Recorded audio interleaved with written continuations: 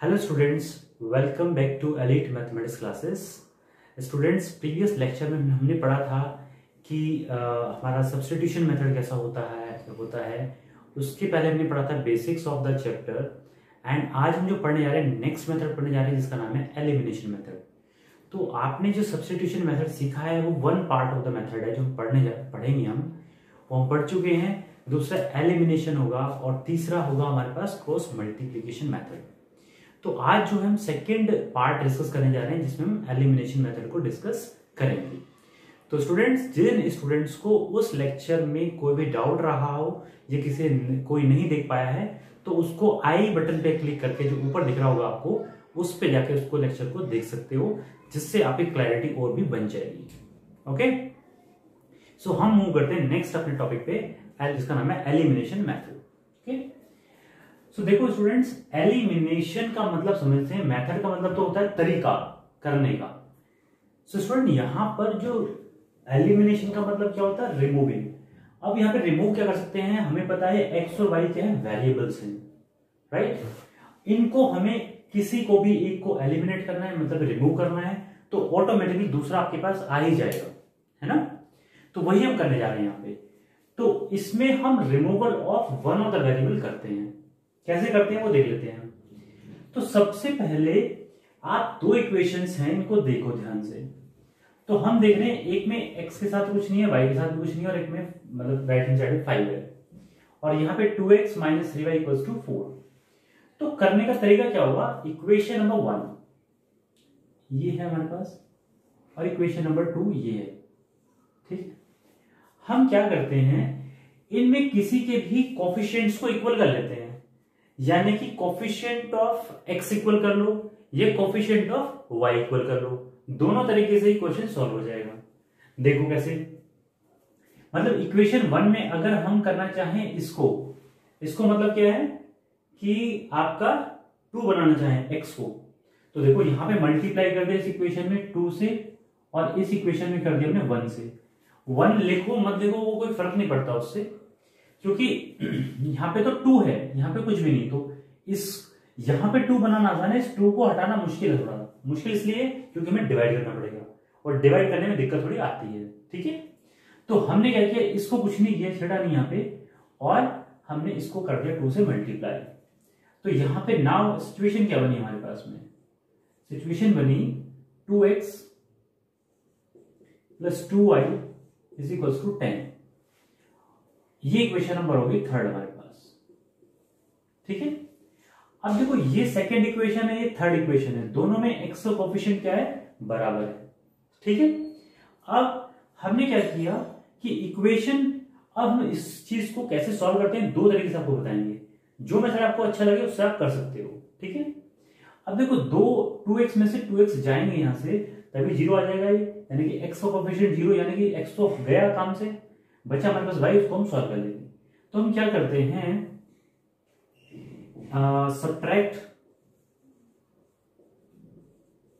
Subtract equation, कोई से भी किसी से माइनस कर दो, सेकेंड फ्रॉम थर्ड, मतलब सेकेंड इक्वेशन में से थर्ड को सब्ट्रैक्ट करना है। तो कैसे करेंगे, देखो भाई, यहां पे 2x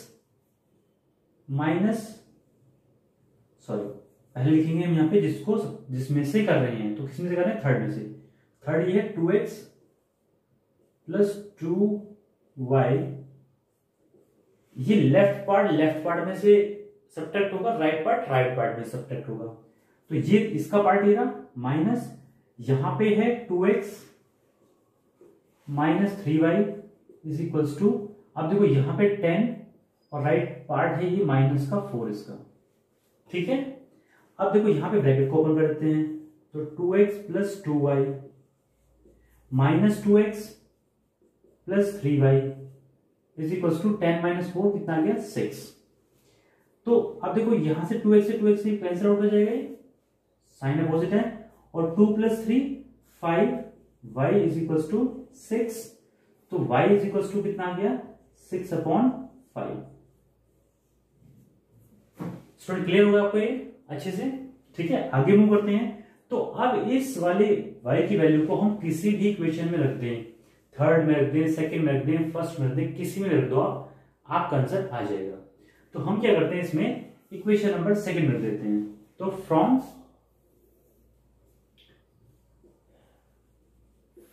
इक्वेशन सेकंड लिखो दोबारा से। तो 2x minus 3y is equals to 4। तो यहां पे 2x माइनस 3 इंटू वाई की वैल्यू कितनी है 6/5 इज इक्वल्स टू 4। तो ये आ गया 2x is equals to 4 plus ये माइनस वैल्यू इधर तो 18/5 ये हो गया। So 2x is equals to ये एलसीएम लेंगे 20 plus 18/5। Now this will become 2x equals to 38/5 और यहां पे देखें तो x इक्वल्स टू 38/5 इंटू 2 ये भी जाके डिवाइड हो जाएगा यहाँ पे। सो 19 दैट इज इक्वल्स टू 19/5। तो आपको दोनों x और y की वैल्यूज मिल गई इसमें। अब स्टूडेंट्स इनको आप क्या करोगे, इनको आप दोनों को पुट करो किसी भी इक्वेशन में, आपके पास right hand side equals to left hand side मिलेगा और आपका जो इक्वेशन है वो बराबर आएगा। तो मतलब दोनों लेफ्ट और राइट हैंड साइड बराबर आएगा तो आप क्या कहेंगे इक्वेशन बिल्कुल करेक्ट है, यानी कि हमारा सॉल्यूशन करेक्ट है। एक बार चेक कर लेंगे इसको हम कैसे। यहाँ पे x की वैल्यू 6/5 रखो और यहाँ पे रखो आप, देखो दिखा देते हैं हम करके, यानी कि 6/5 प्लस 19/5। ठीक है, ऐसा है सिचुएशन। तो इज इक्वल्स टू 5 आना चाहिए।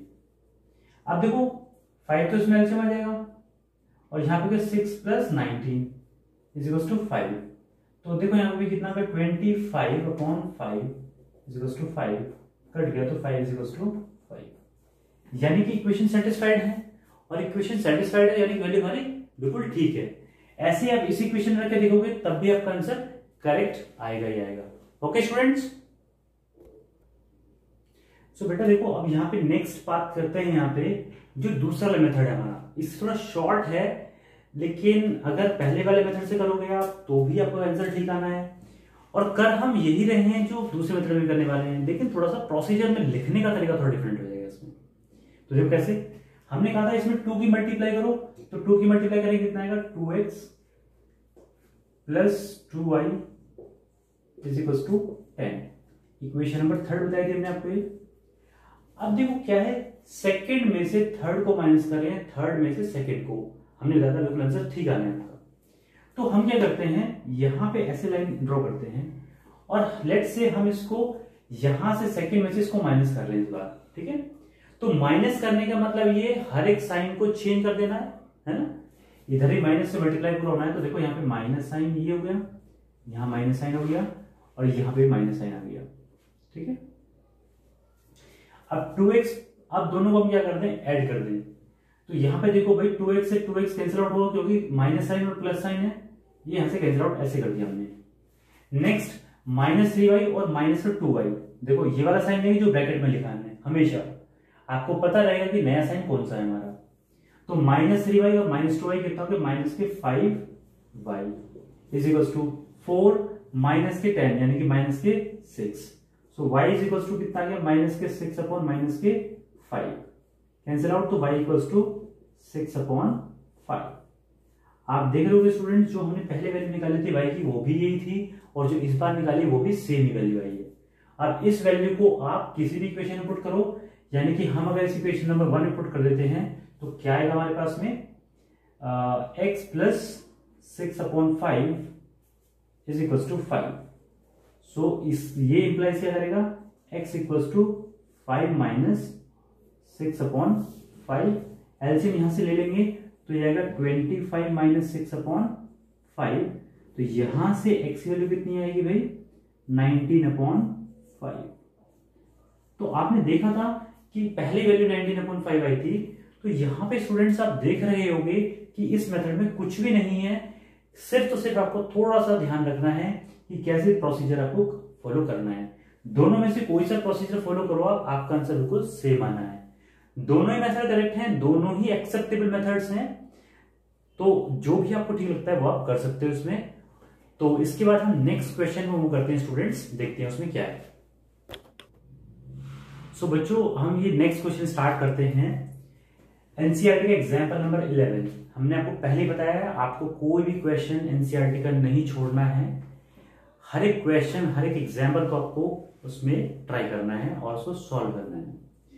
तो एग्जाम्पल नंबर 11 में बोलते हैं the ratio of income of 2 persons is 9:7 and the ratio of their expenditures is 4:3. If each of them manages to save rupees 2000 per month, find their monthly incomes. तो पहले तो ये स्टूडेंट्स को question ही समझ में नहीं आता कि क्वेश्चन में ये बोल क्या रहे हैं और क्या कैसे इसको सॉल्व करना है। ठीक है, जब यही समझ में आएगा कि क्वेश्चन को फ्रेम कैसे करना है, उसको डिकोड कैसे करना है, तो आपसे क्वेश्चन सॉल्व हो ही नहीं सकता।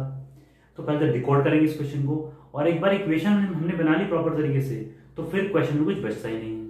ठीक है स्टूडेंट्स, तो देखते हैं इसको। तो यहाँ पे देखो, एक इंसान है वो पैसे कमाता है, हर एक इंसान पैसे कमाता है, तो वो क्या करता है, इनकम कुछ उसकी इनकम होती है कुछ, और फिर उसके खर्चे होते हैं कुछ, है ना। तो इनकम ज्यादा होगी और खर्चे थोड़े कम होंगे इनकम से, तो आपके पास कुछ सेविंग भी आएगी, है ना।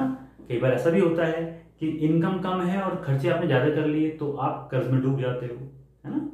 तो दोनों सिचुएशन होती है, लेकिन जनरल केस में सिचुएशन क्या होती है कि इनकम ज्यादा ही होती है और खर्चे हम कम करते हैं अपने हिसाब से, और फिर हमारे पास कुछ सेविंग्स भी बची होती हैं। जैसे कि कोरोना के टाइम पे आपकी सेविंग्स ही आपके काम आ रही हैं, जिससे आप अपने घर को चला रहे हैं, है ना। तो मूव करते हैं, देखो इस पे कैसे कि ratio of the income of 2 persons।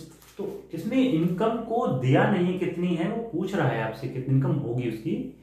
आपको 2 लोगों की रेशियो दे रहा है गिवन इनकम का। सो हम इसको ऐसे लिखें, अगर person 1 अपॉन person 2 को हम माने कितना 9:7, 9/7, ये आपको रेशियो गिवन है। ठीक है बेटा। And the ratio of their expenditure, तो इसका एक्सपेंडिचर 1 अपॉन एक्सपेंडिचर 2, इसका भी रेशियो आपको गिवन है। वो कितना गिवन है आपको 4:3, यानी कि 4/3, कोई बात नहीं है। And if each of them manages to save rupees 2000 per month, अगर दोनों 2000 रुपए पर मंथ सेव कर सकते हैं, यानी करते हैं, यानी कि saving of person 1 and person 2 is rupees 2000, तो आपको बताना है उसकी मंथली इनकम।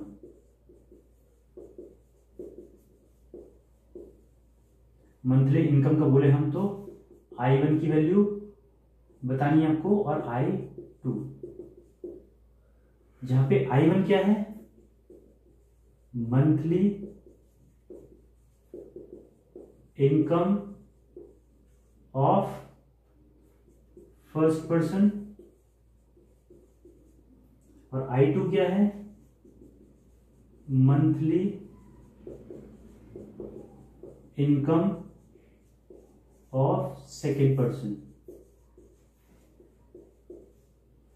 ओके, तो यहां पे हम थोड़ा सा चेंज कर लेते हैं, यहां पे P1 नहीं लेकर के, क्योंकि पर्सन नहीं है, वो इनकम के बारे में बात कर रहे हैं आपसे। तो यहां पे लिखेंगे I1 और यहां पे लिखेंगे हम I2, यानी कि इनकम का रेशियो गिवन है आपको, एक्सपेंडिचर का रेशियो गिवन है, और आपको सेविंग भी दोनों की गिवन है, पर्सन 1 और person 2, person 1 P1, person 2 P2। I1 represents monthly income of the first person, I2 represent monthly income of the second person। अब स्टूडेंट्स बहुत ही इंपॉर्टेंट कॉन्सेप्ट आता है इसमें रेशियो का।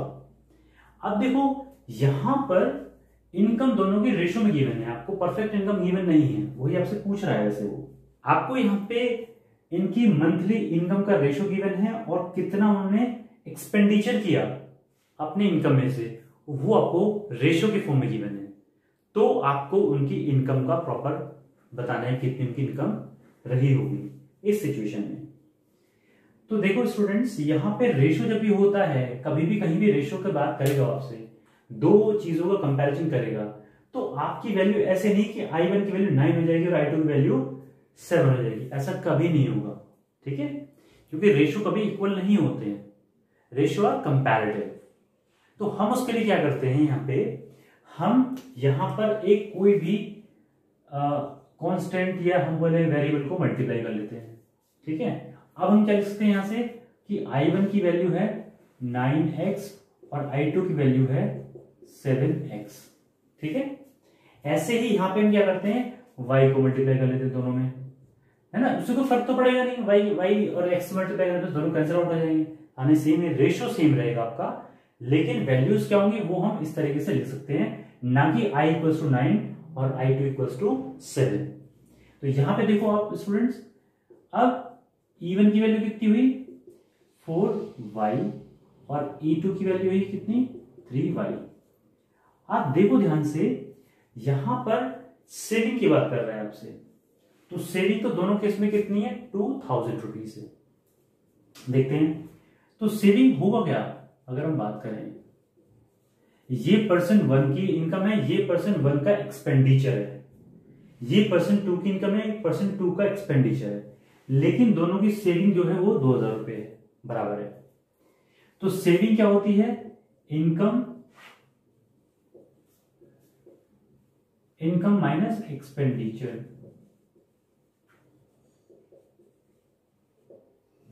इनकम माइनस एक्सपेंडिचर क्या होती है, आपकी सेविंग होती है। तो भाई देखो, अगर S1 की बात करें हम, S1 सेविंग 1 की कितनी होगी 9x minus 4y, 9x minus 4y कितना हुआ ये इक्वल्स टू, यानी कि सेविंग कितनी है 2000, तो ये इंप्लाइज करेगा 9x minus 4y is equals to 2000, equation number 1।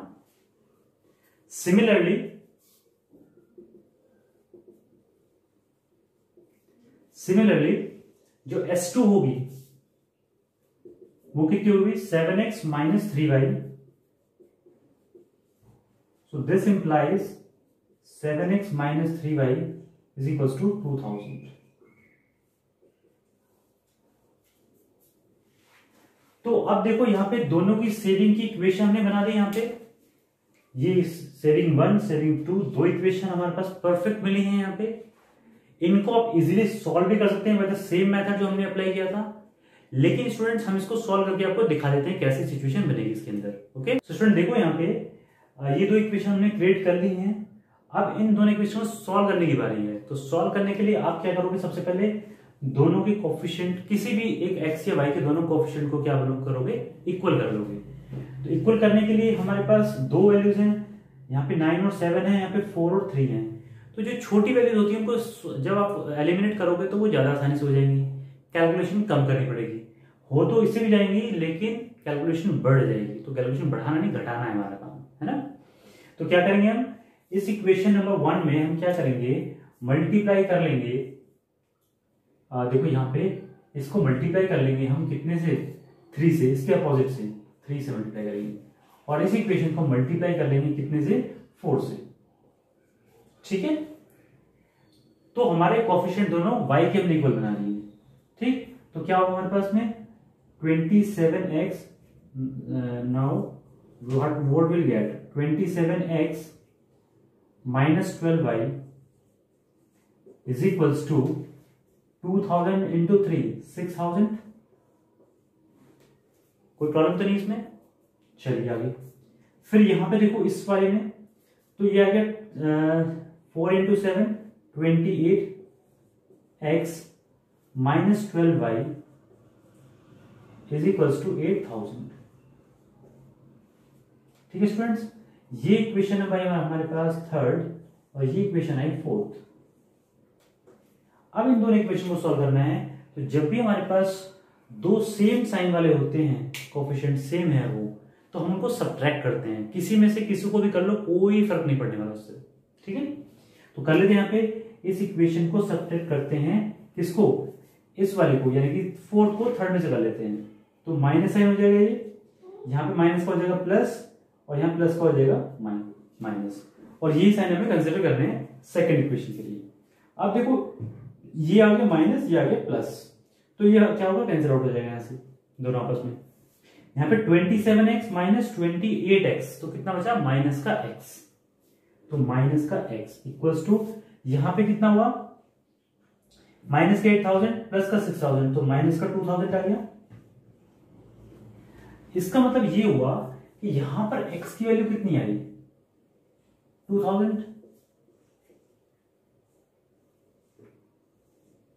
Clear है। इसके बाद आप देखो इस वैल्यू को इक्वेशन नंबर किसी में पुट कर दो, यानी कि फर्स्ट में पुट कर देते हैं। So put the value of x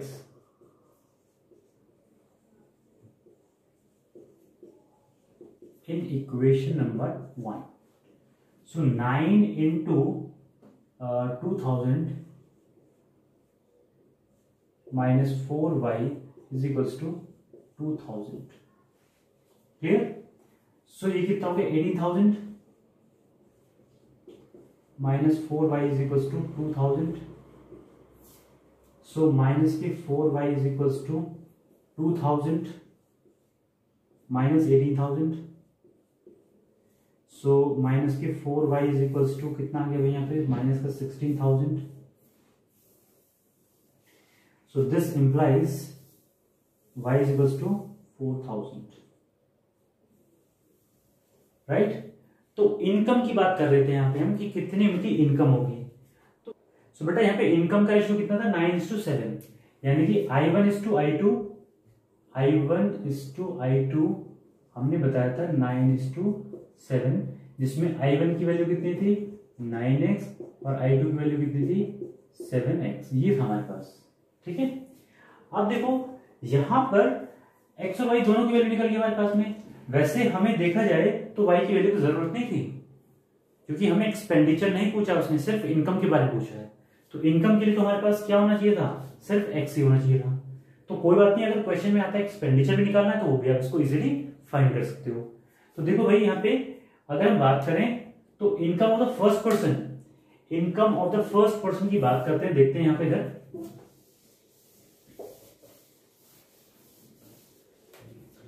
income का मतलब क्या हुआ, I1 is 9x, तो that is 9 into 2000, that is 18,000. So that is basically rupees 18,000 is the income of the first person. Or income of the second person, I2, that is 7x, so that is 7 into 2000.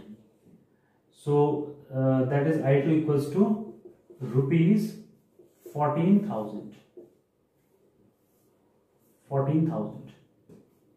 So this is the income of the second person. ठीक है। अगर आपको expenditure भी निकालना है तो वो भी आप y की वैल्यू वहां पे रेस्पेक्टिव बेसिस पर रखिए और आपका एक्सपेंडिचर भी आ जाएगा।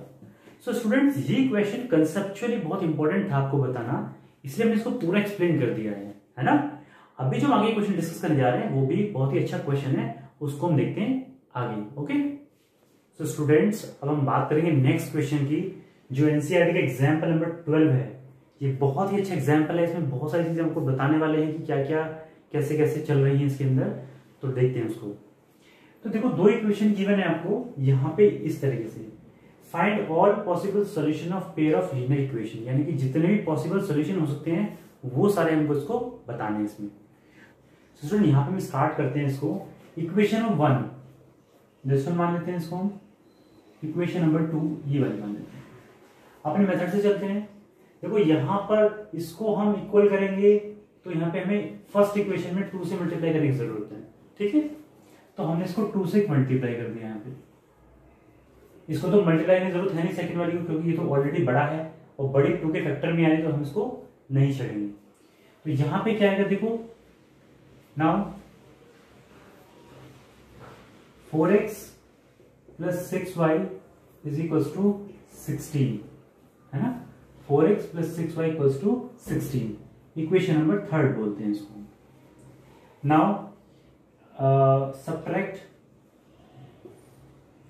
subtract equation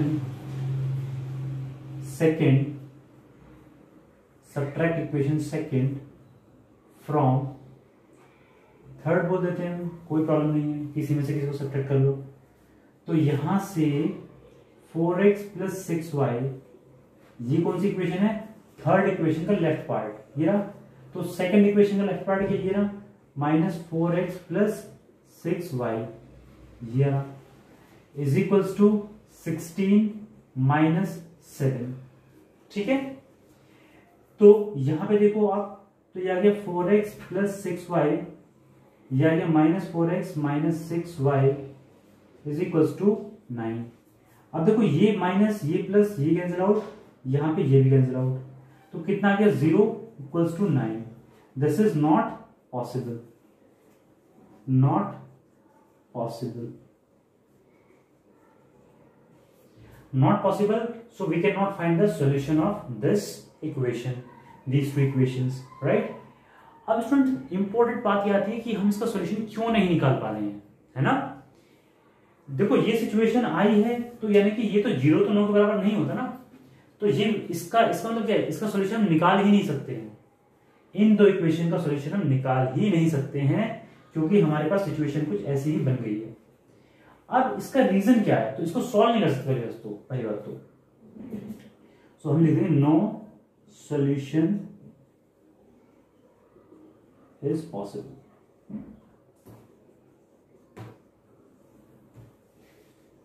अब स्टूडेंट हम थोड़ा पीछे चलते हैं अपने प्रीवियस लेक्चर्स में, जहां पे हमने पढ़ा था basics of the pair of linear equation in 2 variables. ठीक है, basics of the pair of linear equation is 2 variable पढ़ा था हमने। उसमें क्या देखा था हमने, कुछ कंडीशंस चेक की थी यहाँ पे, है ना। हम चेक करते थे कि ये लाइन पैरेलल है, इंटरसेक्टिंग है, या फिर कोइंसिडेंट लाइंस है। हम उसके ऊपर चलते हैं बात। तो यहाँ पे अगर देखो ध्यान से, जिस स्टूडेंट ने वो लेक्चर नहीं देखा है वो जरूर उसको जाके प्रीवियस प्लेलिस्ट में चेक करे जा करके, वहां पे उसको लेक्चर मिलेगा, वहां से कॉन्सेप्ट को क्लियर कर सकता है। तो यहाँ पे देखो A1/A2 का रेशियो निकाल देते हैं हम, B1/B2 का रेशियो निकाल देते हैं, और C1/C2 का रेशियो निकाल देते हैं, है ना।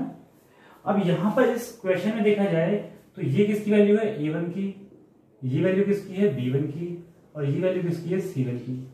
ये A2, this one is B2 and this one is C2। लिख देते हैं सबकी वैल्यूज।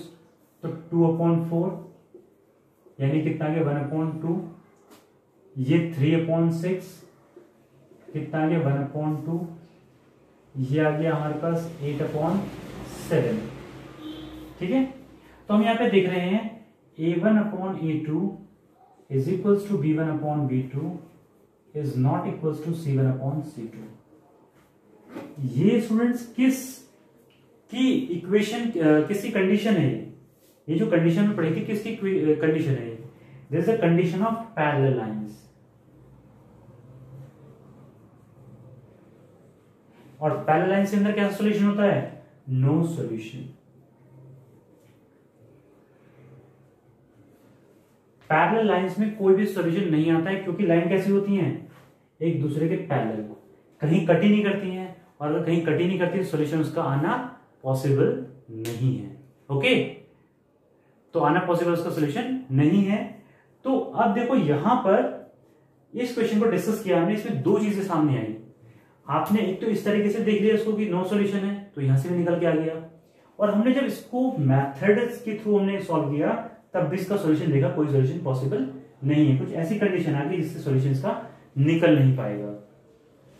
तो स्टूडेंट्स इस लेक्चर में हम इतना ही करते हैं। नेक्स्ट लेक्चर में मिलेंगे आपसे, तो उसमें डिस्कस करेंगे एक्सेसिव क्वेश्चंस और बहुत ही अच्छे एग्जांपल्स और भी डिस्कस करेंगे। सो तब तक के लिए thank you, take care and bye bye.